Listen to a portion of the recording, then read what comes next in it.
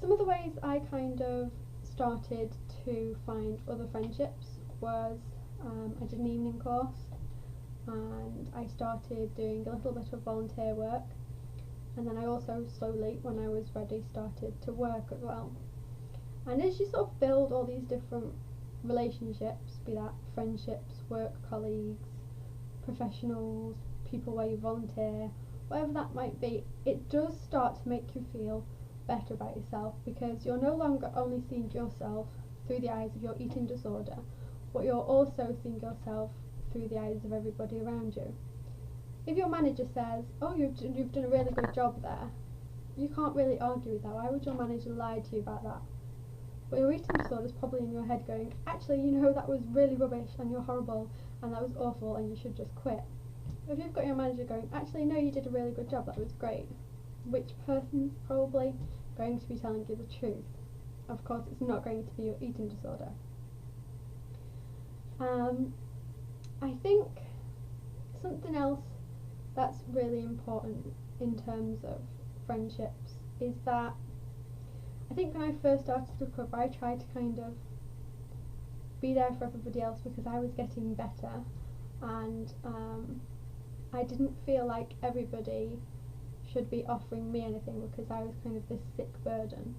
and I didn't feel like I could say, okay, I need help. But the real people that are there to help you, your real friends, the people that are going to be healthy to have in your life, are going to be the people that are going to be supportive of you. For example, at the moment I've had to take some time out from work, and my manager's been great about that, and I don't feel like I've done anything wrong for having to take a break, and at the same time I've needed some extra support from friends lately, and at first it was difficult for me to ask for that, but they've been great. And so I think that you need to learn during your recovery that relationships go both ways, and you sort of need to develop this sense of self-worth that for me came through seeing myself through other people's eyes. And it's really difficult to start to see yourself through the eyes of other people because you've got a little negative voice in your head telling you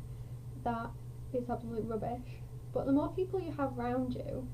the more you're going to realise that, okay, 5 people are saying this, then just possibly it could be true. And over time, for me at least, that started to make sort of my eating disorder and my unhealthy thought processes smaller and smaller, because my eating disorder's just one, and it's kind of inside of me, and I knew it was kind of skewed by my perception of myself, whereas everybody else's perception comes from sort of their view of the world, and everybody sees everything differently. So if 5 people are saying, well, this is true, then it probably is, and that voice in your head isn't true. The last thing I kind of wanted to mention in this video was the importance of your relationship with yourself, and that's kind of something I'm learning more and more about as we speak. You kind of lose your relationship with yourself when you have an eating disorder, because your eating disorder almost becomes your identity, and you kind of lose touch with who you are and what you like and what it feels like to be you, both mentally and physically, because mentally you become your eating disorder, and also physically you become your eating disorder as well, because you either lose the weight or you gain the weight and you embody your eating disorder.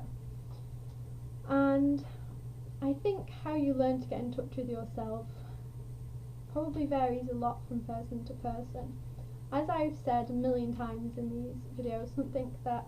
I've always found helpful is to write, and when I write, that kind of helps me find my true voice, as it were, inside of me, instead of my eating disordered voice, and it allows me to express that and to be that person. And then I often also take my writing to therapy, which allows me to show somebody else my true self as well. And then the other side is the physical side. It's quite often that people with eating disorders hide their body and cover it up, and I think I've mentioned in videos before how I used to just wear a huge black hoodie. And it's also important to kind of find out what your body is when it's healthy and what your body can do when it's healthy, and sort of to learn to love and accept your body as nature intended. And I think the starting point of that is to stop hiding it so much and to start taking care of it, to start acknowledging that it's there and that it has needs. So I kind of just wanted to throw that in there because I think that that's kind of super important, or at least it was, and at the moment still is really important for me. So I'm going to leave the video there, and hopefully that's been of some help. So take care until next week, guys. Bye.